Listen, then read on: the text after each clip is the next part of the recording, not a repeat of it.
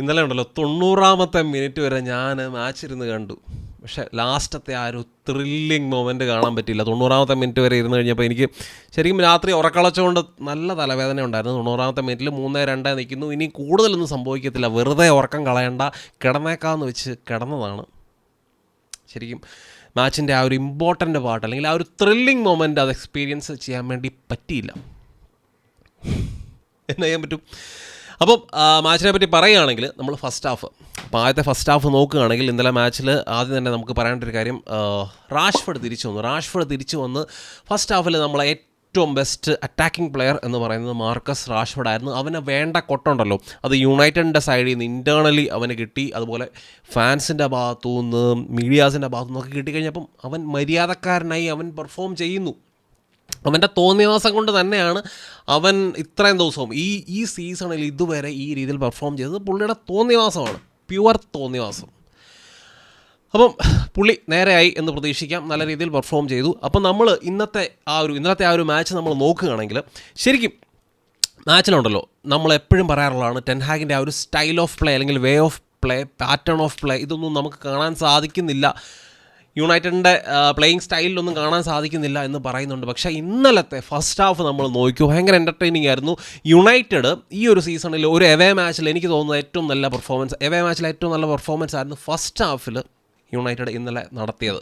അപ്പം യുണൈറ്റഡിൻ്റെ ഒരു രീതി എന്തായിരുന്നു ചോദിച്ചു കഴിഞ്ഞാൽ, യുണൈറ്റഡ് ബാക്കിൽ നിന്ന് നല്ല രീതിയിൽ ബിൽഡ് ചെയ്യുന്നുണ്ടായിരുന്നു. അതിനുള്ള മെയിൻ കാരണമായിട്ട് എനിക്ക് തോന്നി ലിസാൻഡ്രോ മാർട്ടിനസ് തിരിച്ചു വന്നു, അതുപോലെ തന്നെ കസമീറോ. അപ്പോൾ ലിസാൻഡ്രോ മാർട്ടിനസ് ബാക്കിൽ നിന്ന് ബിൽഡ് ചെയ്യുമ്പോൾ ആ ഒരു കാമിങ് എഫക്റ്റ് പുള്ളി കൊടുക്കുന്നുണ്ട്. കാരണം പലപ്പോഴും ഞാൻ കണ്ടു, പലപ്പോഴും ബിൽഡ് ചെയ്യുന്ന സമയങ്ങളിലൊക്കെ ഈ ഒനാന കുറച്ചൊന്ന് ഒരു വെകളി കാണിക്കുന്നുണ്ട്. പുള്ളി ചെറിയൊരു വെകളി കാണിക്കുമ്പോഴത്തേനും ലിസാൻഡ്രോ മാർട്ടിനസ് പറയും കാം ഡൗൺ പറയുന്നുണ്ട് അവനോട്.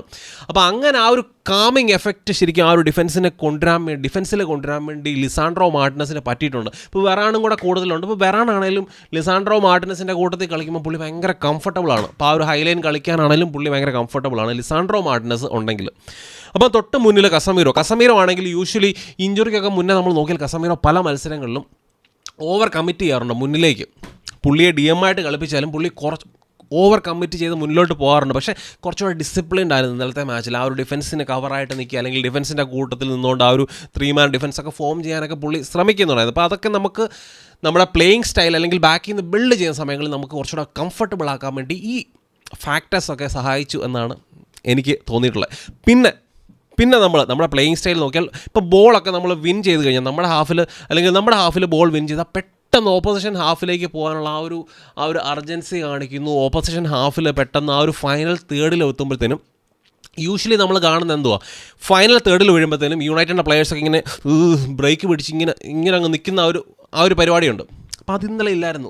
കുറച്ചുകൂടെ പ്ലെയേഴ്സൊക്കെ നല്ല രീതിയിൽ മൂവ്മെൻറ്റ് മേക്ക് ചെയ്യുന്നു, കുറച്ചുകൂടെ ഫിയർലെസ് ആകുന്ന ആ ഒരു സംഭവമാണ് എനിക്ക് ഫൈനൽ തേർഡിൽ ഇന്നലത്തെ മാച്ചിൽ തോന്നിയത്. അപ്പം ആ ഒരു ഫസ്റ്റ് ഗോൾ നോക്കിയോ, ഫസ്റ്റ് ഗോളിൽ ഗർണാച്ചോ, കോബി മേനു, ഡാലോ ഇവർ ആ ഒരു റൈറ്റ് ഫ്ലാങ്കിനെ കുറച്ച് ക്രൗഡ് ചെയ്യുന്നു, അല്ലെങ്കിൽ റൈറ്റ് ഫ്ലാങ്കിൽ അവർ ആ ഒരു റൊട്ടേഷണൽ ട്രയാങ്കിൾസ് ഒക്കെ ഫോം ചെയ്ത് കമ്പൈൻ ചെയ്യുന്നുണ്ട്, നല്ല രീതിയിൽ കമ്പൈൻ ചെയ്യുന്നു, അവരുടെ പ്ലെയേഴ്സിനെ ഇങ്ങോട്ട് അട്രാക്റ്റ് ചെയ്ത് സ്പേസസ് ക്രിയേറ്റ് ചെയ്യുന്നുണ്ട്. അപ്പം 1-2 പ്ലെയേഴ്സ്, 2 അല്ലെങ്കിൽ 3 ഡിഫൻഡേഴ്സ് ഉള്ളായിരുന്നു അവിടെ ആ ഒരു ഗോളിൻ്റെ മുന്നിൽ. അപ്പം റാഷ്ഫോർഡ്, ഹോയിലൻഡ്, ബ്രൂണോ ഇവരാണ് ഗോളിൻ്റെ മുന്നിൽ നിൽക്കുന്നത്. അപ്പം റാഷ്ഫോർഡിന് ആ ഒരു ഷോട്ട് ഫസ്റ്റ് ഗോൾ എടുക്കാൻ വേണ്ടി ഒരു ഫ്രീ പ്രഷർലെസ് ആയിട്ട് പുള്ളിക്ക് എടുക്കാൻ വേണ്ടി ആ ഒരു ഷോട്ട് എടുക്കാൻ വേണ്ടി ബ്രൂണോയുടെയും ഹോയിലൻഡിൻ്റെ റണ്ണ് നല്ല രീതിയിൽ ഹെൽപ്പ് ചെയ്തു. ഇവർ അങ്ങോട്ടും ഇങ്ങോട്ടും റൺസ് മേക്ക് ചെയ്തു. അത് ഇവരുടെ ഡിഫൻഡേഴ്സിന്, വോൾസിൻ്റെ ഡിഫൻഡേഴ്സിന് ശരിക്കും കൺഫ്യൂസിങ് ആയിരുന്നു. അവരും അതിൻ്റെ കൂട്ടത്തിൽ അങ്ങോട്ടും ഇങ്ങോട്ടും റൺസ് മേക്ക് ചെയ്ത് അവിടെ സ്പേസ് ക്രിയേറ്റ് ആയി. അങ്ങനെ റാഷ്ഫോർഡിനെ വളരെ കൂളായിട്ട് അവിടെ നിന്നുകൊണ്ട് in front of the goal നല്ല രീതിയിലൊരു ചാൻസ് കിട്ടി, അത് ഫിനിഷ് ചെയ്തു, ആദ്യത്തെ ഗോൾ സ്കോർ ചെയ്തു. അപ്പം ഞാൻ പറയാൻ ഉദ്ദേശിച്ചത് തന്നെയാണ്, നമ്മൾ ഫൈനൽ തേർഡിൽ കുറച്ചുകൂടെ പ്രൊആക്റ്റീവായി തുടങ്ങി, നമ്മൾ നല്ല രീതിയിൽ റൺസൊക്കെ മേക്ക് ചെയ്ത് അവിടെ അങ്ങോട്ടും ഇങ്ങോട്ടും പ്ലെയേഴ്സിന് സ്പേസസ് ക്രിയേറ്റ് ചെയ്യാൻ വേണ്ടി മറ്റ് പ്ലെയേഴ്സ് റൺസ് മേക്ക് ചെയ്യുന്നുള്ളത്. അത് കുറച്ചുകൂടെ എന്താ പറയുന്നത്, എനിക്ക് കുറച്ചുകൂടെ സന്തോഷം തരുന്നൊരു കാര്യമാണ്. ആ ഒരു സെൽഫിഷ്നെസ്സിൽ നിന്നൊക്കെ കുറച്ചൊരു മാറ്റം കാണാൻ വേണ്ടി സാധിച്ചു. സെക്കൻഡ് ഗോൾ നോക്കിയാൽ റാഷ്ഫോർഡും ലൂക്ക് ഷോയും തമ്മിലുള്ള ആ ഒരു കോമ്പിനേഷൻ ശരിക്കും നല്ല രീതിയിൽ കമ്പൈൻ ചെയ്യുന്നുണ്ടായിരുന്നു. ലൂക്ക് ഷോ പലപ്പോഴും ഓവർലാപ്പിംഗ് റൺസ് മേക്ക് ചെയ്യുന്നുണ്ടായിരുന്നു. റാഷ്ഫോർഡിൻ്റെ കൂട്ടത്തിൽ തന്നെ ലൂക്ക് ഷോ ആ ഒരു ഓവർലാപ്പിംഗ് റൺസ് മേക്ക് ചെയ്യുന്നുണ്ടായിരുന്നു. അപ്പോൾ അതാണ് സെക്കൻഡ് ഗോള്, ആ ഒരു ലൂക്ക് ഷോയുടെ ഓവർലാപ്പിംഗ് റൺസാണ് സെക്കൻഡ് ഗോളിൻ്റെ മെയിൻ ഒരു ഹൈലൈറ്റ് എന്ന് പറയുന്നത്. ആ ഒരു ഹോയിലൻഡ് സ്കോർ ചെയ്ത ആ ഒരു ഗോളിൻ്റെ ആ ഒരു ഹൈലൈറ്റ് എന്ന് പറയുന്നത്. അപ്പോൾ അതുകൊണ്ട് തന്നെ ഈ ഫൈനൽ തേർഡിൽ നല്ല രീതിയിൽ പ്രൊആക്റ്റീവ് ആയിരുന്നു. പക്ഷേ നമ്മൾ ആ ഒരു ഫസ്റ്റ് ഹാഫിലുണ്ടല്ലോ നമ്മുടെ പെർഫോമൻസ് വെച്ചിട്ട് അറ്റ്ലീസ്റ്റ് 4 ഗോളെങ്കിലും നമ്മൾ സ്കോർ ചെയ്യേണ്ടതാണ്. അപ്പം ഈ 2 ഗോളിന് ശേഷമാണേലും 2 ഗോൾ കഴിഞ്ഞിട്ടാണേലും കസമീറോയ്ക്കാണേലും പിന്നെ ഹോലൻഡാന്ന് ഈ ഹസമീറോയും ഹോലൻഡും ഓരോ ഗോൾ സ്കോർ ചെയ്ത് 2 പേരും ഓഫ് സൈഡായിരുന്നു. അപ്പോൾ ആ ഒരു 2 ഗോളും കൂടെ വന്നിരുന്നെങ്കിൽ 4 ഗോളിന് പുല്ല് പോലെ നമ്മൾ ഫസ്റ്റ് ഹാഫിൽ മുന്നിൽ വന്നേനെ. ഇനി നമ്മൾ സെക്കൻഡ് ഹാഫിൻ്റെ കാര്യം. സെക്കൻഡ് ഹാഫിൽ ശരിക്കും സെക്കൻഡ് ഹാഫിൽ വന്നപ്പോഴത്തേനും ആ ഒരു സ്വിച്ച് ഓൺ സ്വിച്ച് ഓഫ് പരിപാടി ഉണ്ടല്ലോ യുണൈറ്റഡിന്. അപ്പോൾ ആ ഒരു പരിപാടി തുടങ്ങി. ഇവർക്ക് ആദ്യത്തെ മിനിറ്റിൽ തന്നെ നല്ലൊരു ഓപ്പർച്യൂണിറ്റി കിട്ടി. ഒനാന എന്ന് പറയുന്ന ആ ഒരു മഹാൻ ചാടി ഒരു ക്രോസിന് വേണ്ടി പോകുന്ന കണ്ടു. ആ ഒരു ക്രോസ് ക്ലിയർ ചെയ്യാൻ പറ്റിയെങ്കിൽ നമുക്ക് കംപ്ലൈൻ്റ് ഒന്നുമില്ല. പക്ഷേ ആമ്പിള്ളാർക്ക് കിട്ടുമ്പോൾ അവന്മാർ ഷൂട്ട് ചെയ്യും. ലിച്ചാ മാർട്ടിനസ് അവിടെ ഉണ്ടായിരുന്നതുകൊണ്ട് രക്ഷപ്പെട്ടു നമ്മൾ. അപ്പോൾ ഒനാനയുടെ കാര്യം എനിക്ക് പലപ്പോഴും ഒനാനയുടെ ഡിസിഷൻ മേക്കിങ് ഈ ക്രോസസിന് അഗൻസ്റ്റ് ആയിട്ടുള്ള ഡിസിഷൻ മേക്കിംഗ് ആണെങ്കിലും ഇൻസൈഡ് ദ ബോക്സ് ആണെങ്കിലും പുള്ളിയുടെ പൊസിഷനിങ് പലപ്പോഴും ക്വസ്റ്റ്യനബിൾ ആണ്. കഴിഞ്ഞ മാച്ചിൽ പുള്ളി എപ്പോഴെപ്പോഴും പറയുന്നൊരു കാര്യമാണ്, കഴിഞ്ഞ സീസണിൽ ഞാൻ ചാമ്പ്യൻസ് ലീഗിലെ ഏറ്റവും ബെസ്റ്റ് ഗോൾ കീപ്പറായിരുന്നു. അതൊക്കെ ശരിയാണ്. പക്ഷേ യുണൈറ്റഡിലെ പെർഫോമൻസ് എവിടെ? ഈ ഒരു പ്രഷറിനെ ഇതുവരെയായിട്ടും നല്ല രീതിയിൽ ടാക്കിൾ ചെയ്യുന്നത് നമ്മൾ കാണുന്നില്ല.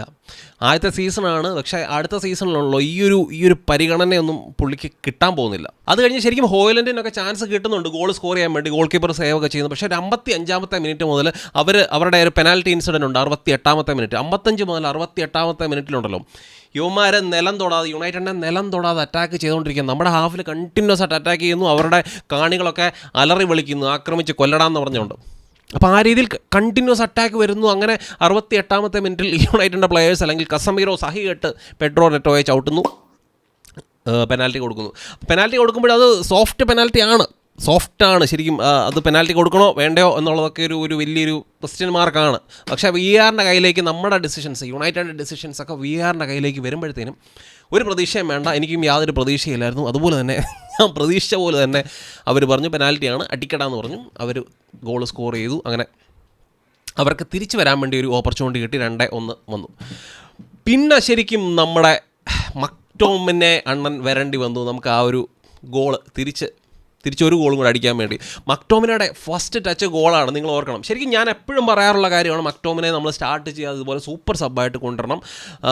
അങ്ങനെ സൂപ്പർ സബ്ബായിട്ടൊരു നമ്പർ 10 അല്ലെങ്കിൽ മുന്നിലേക്ക് പുഷ് ചെയ്ത് കഴിഞ്ഞാൽ പുള്ളി ആ ഒരു സമയത്ത് ഗോൾ സ്കോർ ചെയ്യും.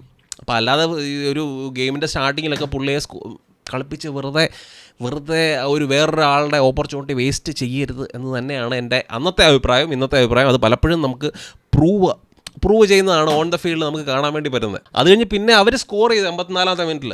അപ്പോൾ ആ ഒരു സ്കോർ ചെയ്ത് 3-2 നിൽക്കുന്നു. അങ്ങനെ 90-ാമത്തെ മിനിറ്റിൽ 84-ാമത്തെ മിനിറ്റിൽ അവർ സ്കോർ ചെയ്യുന്നത്. അപ്പോൾ 90-ാമത്തെ മിനിറ്റൊക്കെ ആയപ്പോഴാണ് ഞാൻ പിട്ടിയും കിടക്കൊക്കെ മടക്കി വെച്ച് ഞാൻ കിടന്ന് ഉറങ്ങിയേക്കാമെന്ന് വെക്കുന്നത്. ശരിക്കും മാച്ചിൻ്റെ ഏറ്റവും ഹൈലൈറ്റ് പോർഷൻ ഞാൻ അത്രയും നേരമുള്ളൂ എൻ്റെ ഉറക്കം അളച്ച് ഞാൻ ഇരുന്നിട്ട് ഹൈലൈറ്റ് മൊമെൻറ്റ് എനിക്ക് കാണാൻ വേണ്ടി പറ്റിയില്ല. നമ്മൾ പിറ്റേ ദിവസം വരുന്ന എത്ര റീപ്ലേ കണ്ടെന്ന് പറഞ്ഞാലും നമുക്ക് ആ ഒരു മാച്ചിൻ്റെ ആ ഒരു ഫീൽ കിട്ടണമെങ്കിലുണ്ടല്ലോ അത് ലൈവായിട്ട് തന്നെ കണ്ടേ പറ്റത്തുള്ളൂ. ഞാൻ ആരോടാ പറയുന്നത് എനിക്കറിയാം, നിങ്ങൾക്ക് മനസ്സിലാകുന്നു, എൻ്റെ ഫീലിങ്സ് മനസ്സിലാകുന്നെന്ന് എനിക്ക് അറിയാം. അപ്പം ശരിക്കും കോബി മെനു ശരിക്കും നമ്മളെ ആ ഗെയിമിലേക്ക് തിരിച്ചു കൊണ്ടുവന്ന ആ ഒരു ലാസ്റ്റ് മൊമെൻറ്റിൽ 97-ാമത്തെ മിനിറ്റിൽ പുള്ളിയുടെ ആ ഒരു ഗോൾ, അത് പുള്ളിയുടെ ഇൻഡിവിജ്വൽ ബ്രില്യൻസിലുള്ള ഒരു ഗോളാണ്. ശരിക്കും 18 വയസ്സുള്ള കോബി മെനു ഒക്കെ ഇത്ര മച്ചുവേർഡായിട്ട് അല്ലെങ്കിൽ പുള്ളിയുടെ ടാലൻറ്റ് ഈ രീതിയിൽ ഷോക്കേസ് ചെയ്യുമ്പം അപ്പുറത്തുണ്ടല്ലോ ആൻ്റണിയെ എടുത്ത് കിണറ്റിലിടാൻ വേണ്ടി തോന്നുന്നുണ്ട്. ശരിക്കും ആൻ്റണി കഴിഞ്ഞ മാച്ച് എനിക്കറിയാം, കഴിഞ്ഞ മാച്ച് ന്യൂപോർട്ട് കൗണ്ടി തേർഡ് ഡിവിഷനിൽ കളിക്കുന്ന ന്യൂപോർട്ട് കൗണ്ടിക്കെതിരെ പുള്ളി മാരക ഡ്രിബിളിങ്ങും പരിപാടികളൊക്കെ ആയിരുന്നു. എനിക്കറിയായിരുന്നു പ്രീമിയർ ലീഗ് നല്ല ആമ്പിള്ളാരുടെ അടുക്ക വരുമ്പോഴത്തേനും ഇവൻ്റെ മുട്ടിടിക്കുമെന്ന് എനിക്കറിയായിരുന്നു. അപ്പോൾ അവനെ കഷ്ടപ്പെട്ട് ടെൻഹാഗ് പരമാവധി ഇവനെ എങ്ങനെയും ഒന്ന് പൊക്കിക്കൊണ്ട് വരാൻ വേണ്ടി ശ്രമിക്കുന്നുണ്ട്. റൈറ്റ് ഫ്ലാങ്കിൽ നിന്ന് ലെഫ്റ്റ് ഫ്ലാങ്കിലൊക്കെ ഇട്ട് കളിപ്പിച്ച് നോക്കുന്നുണ്ട്. ഒരു രക്ഷയില്ല. ഇവനുണ്ടല്ലോ, അതാണ് ഞാൻ പറഞ്ഞ തേർഡ് ഡിവിഷൻ ക്വാളിറ്റിയാണ്. ഈ ഒരു ഇംഗ്ലീഷ് ലീഗ് സിസ്റ്റത്തിൽ തേർഡ് ഡിവിഷനിലൊക്കെ ഇവൻ നല്ല രീതിയിൽ പെർഫോം ചെയ്യും. അവിടെ പോയി കളിക്കാൻ പറ്റുന്ന പ്ലെയറാണ്. അപ്പോൾ അതൊക്കെയാണ് ശരിക്കും ക്വാളിറ്റി. നമ്മുടെ സ്കൗട്ടിങ് നമ്മൾ പോയി നമ്മുടെ 10-90 മില്യൺ അയാക്സും അണ്ടസാറും ഒക്കെ അവിടെ നിന്ന് ചിരിക്കുന്നുണ്ടായിരിക്കും. അപ്പം എനിക്ക് വലിയ പ്രതീക്ഷയൊന്നുമില്ല ഈ ഒരു സീസണിൽ ഇവനെ എങ്ങനെയും തട്ടി പുറത്താക്കുക. ഇവന് ചാൻസ് കൊടുക്കാൻ വേണ്ടിയാണ് പെലിസ്ട്രിയെ ലോണിൽ വിട്ടിരിക്കുന്നത്. അപ്പോൾ അതെന്തെങ്കിലും ആട്ടെ, ഇവനെ ഒനാന ഒക്കെ തകർക്കുന്നുണ്ട്, അഴിഞ്ഞാടുക യുണൈറ്റഡിൽ. അപ്പോൾ ഏതായാലും നമ്മൾ ഗെയിം ജയിച്ചു, മത്സരം ജയിച്ചു, ത്രില്ലിംഗ് മാച്ച്. ആ ഒരു ത്രില്ലിംഗ് മൊമെൻറ്റ് കാണാൻ പറ്റാഞ്ഞതിൻ്റെ, അല്ലെങ്കിൽ അത് എക്സ്പീരിയൻസ് ചെയ്യാൻ പറ്റാത്തതിൻ്റെ ഒരു ഡിസപ്പോയിൻമെൻറ്റ് എനിക്കുണ്ട്. അപ്പോൾ മാച്ച് കണ്ടവരും മാച്ച് കാണാത്തവരും റീപ്ലേ കണ്ടവരും എല്ലാവരും മാച്ചിനെ പറ്റിയുള്ള നിങ്ങളുടെ അഭിപ്രായങ്ങൾ തീർച്ചയായിട്ടും നിങ്ങൾ കമൻസ് ആയിട്ട് ഇടണം. മറ്റൊരു നല്ല വീഡിയോ ആയിട്ട് കാണാം. Glory Man United.